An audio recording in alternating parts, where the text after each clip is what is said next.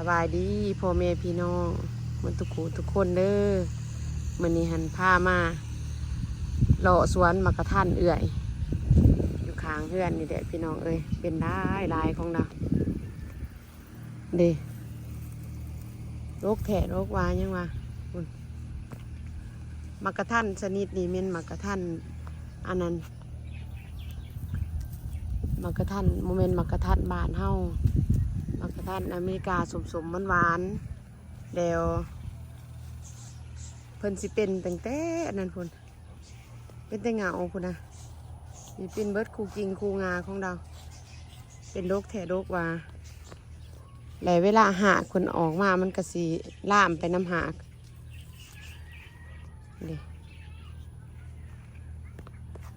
ของเราเป็นโรคอีดีของเรานี่กินนี่แสบได้รสชาติมันนี่สะอ่อนร้ายก็ได้ว่าอันนะพาพี่พาน้องมาเลาะเบิ่งเป็นพวงอยู่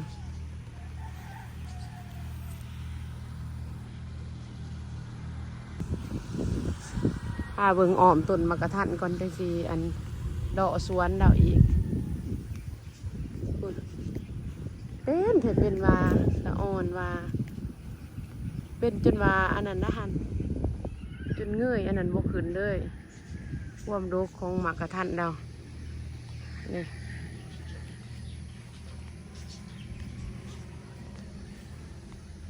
เป็นจนว่าใบโบสูมากความหลาย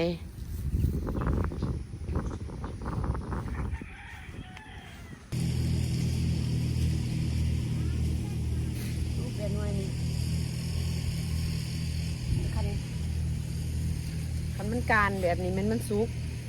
การสีแดงๆเนาะคมเนาะสีแดงสีอันนี้เป็นแบบนี้แดงเลยดีดอกเอาสีดองกินให้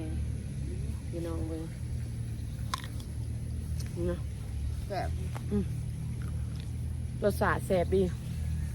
หวานเนาะหวานกรอบชุ่มแต่รสชาติของจังมันโบเป็นเจ้ามันโบจืดไปนะโคตรหนานนะเนาะโคตรหนานด้วยเลยโอ้มันพอปุ่นแล้วนี่ก็บอกว่ามันเหี่ยวนะมันเหี่ยวอันนี้ตึงบ้านเราคมเนาะเนี่ยเป็นสีนี่กินที่อื่นสมมันหวานมันแสบมันกับบริสมแห้งเองจอนยังว่าพี่น้องเลยให้ดูไปเลยโอ้แต่ว่าจนเงยบกขึ้นเลยนะความโรคความมันนี่ไม่พอปีกายแม่นจะบอกจะกลายให้เกลือดินโอ้ได้ยังไง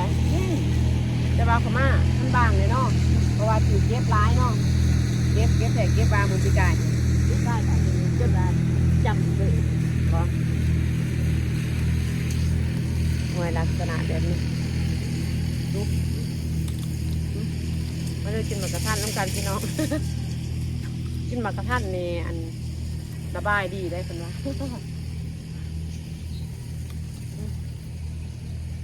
แซ่บของเฮากับความเดิมซุกคือกันของเฮากำลังแต่ว่าปีนี้จะเป็นโบราณทองห้องเอื่อยเพิ่นพามาเบิ่งสวนดอกไม้แล้วเราว่าทายให้พี่น้องเบิ่งนี้ปลากล้วยแล้วว่าสั่นได้สวนบักแตงกะงามโอ้บักแตงเพิ่นขวัญดอนเด้บักแตงประคมนี่ได้2 หน่วยบักใหญ่3 หน่วยกับหน่วยน้อยบักแตงแนวนี่คือกันกับของเฮาแนวเดียวกันแซ่บได้หั่นสีนข้างในเป็นสีเขียวๆบักแตงบักแตงเมืองหลวงสั่นที่ต้นกล้วยเนาะลมมันพัดได้ใบเป็นซอยเลย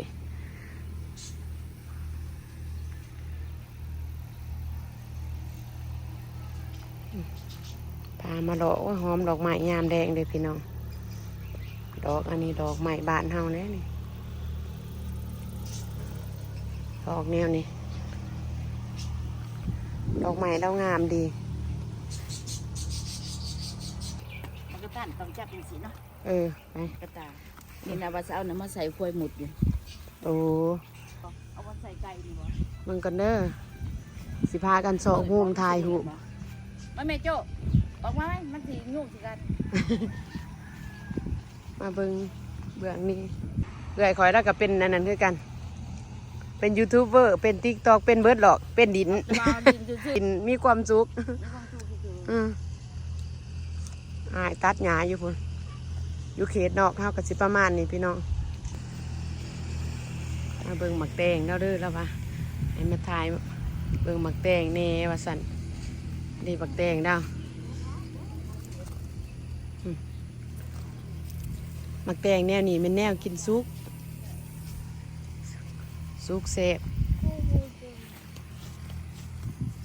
แล้วก็เก็บไปหลายเติบแต่หมักแตงซุกดาว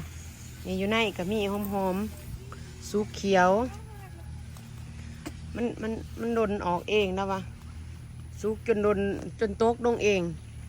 แต่ว่าคือสิมีอีกอยู่นอกได้กินหอมอยู่ได้เอื่อยพอสิหาเบิ่งเลยนี่โอ้เจ้าโบเห็นเลยคมพี่น้องเห็นแล้วแต่ว่าเรายังบ่ทันเห็นหน่วยนี่พอเห็นพี่เด้อยู่พี่หน่วยหนึ่งเด้เราโบเห็นได้นี่นะซุกเด้เอื่อย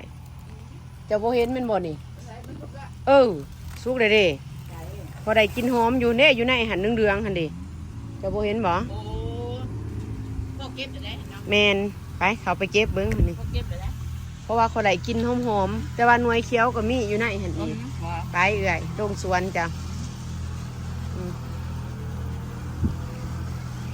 พี่น้องส้มสวนยามแดงบรรยากาศยามแดง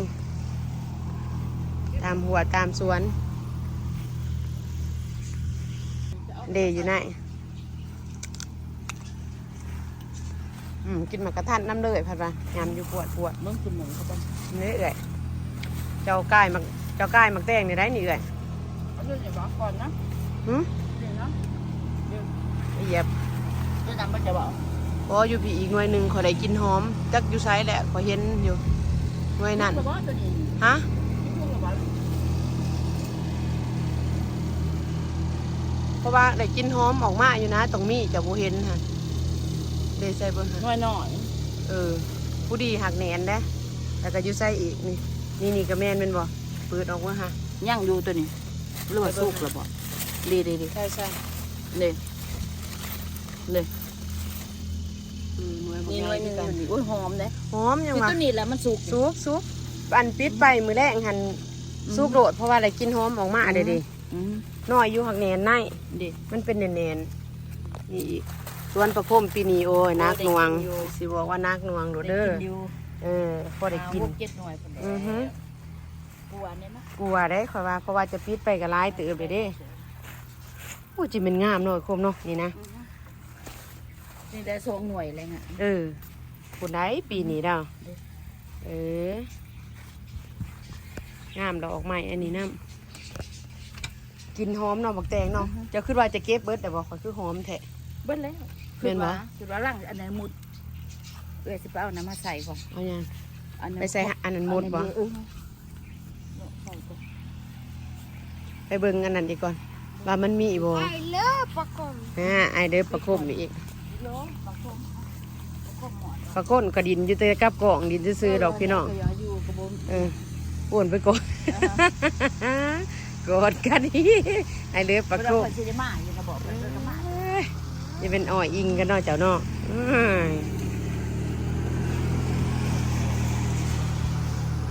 หรือว่าหน่วยนี่เพราะมันหอมนี่แหละย่างว่าท่านซุกเนาะย่างว่าท่านซุกหน่วยนี่โอ้หลายหน่วยเว้ยหลายหน่วยเติบเพราะว่าทรงกินหอมอยู่เบิ้งข้อสีขาวเบิ้งหน่วยทั้งในนี่คักๆพยานว่ามันซุกเขียวโอ้ยังว่าท่านซุกหน่วยนี่ เลยได้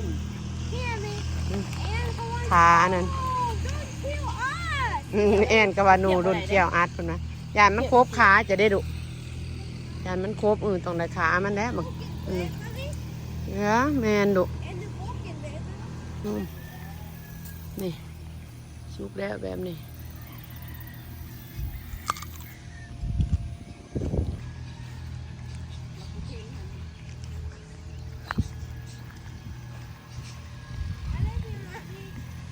love you too ดู เกี่ยวใส่กระก้มกระทัน เกี่ยวใส่มากระทันอีเดี๋ยวบ่หอดบ่หอดใส่มาใส่อยู่ต้องได้ยำกินน้ำเลยว่าซั่น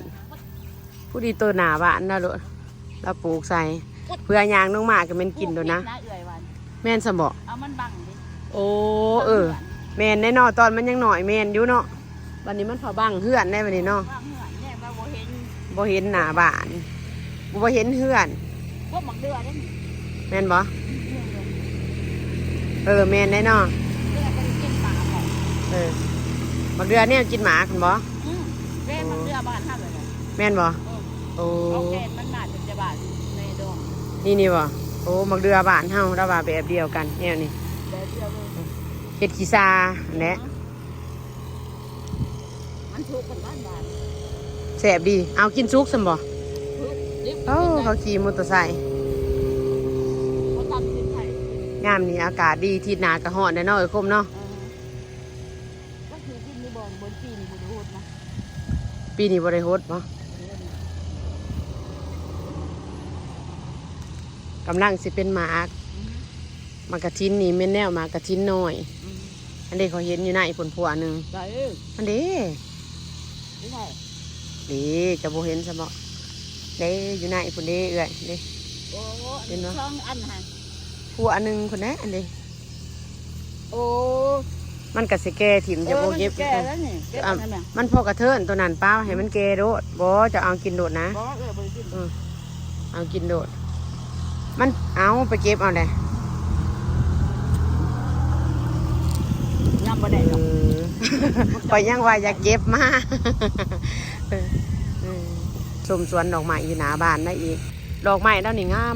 เบิ่งเดือนก่อนเนาะก้มเนาะแต่ว่าตอนนี้หัน ก็บ่บอกอยู่ที่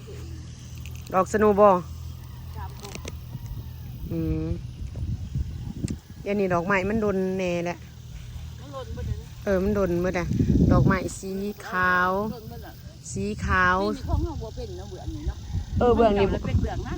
ของข่อยเป็นเบื้องนั้นได้ เบื้องนี่มันก็กันเดียวกัน ดอกสนูบอละ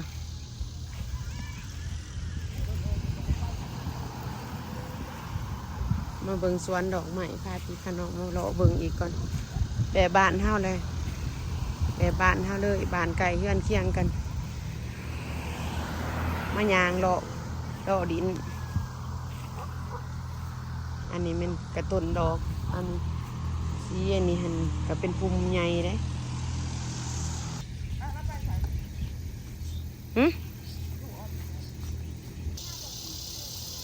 ก้อนใหญ่แก่บ่ได้ เจะคลองมาอยู่ก่อนหน่อไม้แกเบิดไปเที่ยวเอื่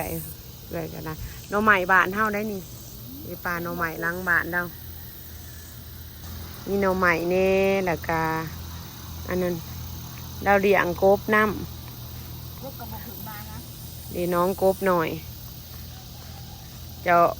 มีจักโตกบเจ้าเอื่อยอยู่ในนี่ 3 โอ้ ได้บ่ได้ อ้าวแมนสะบอก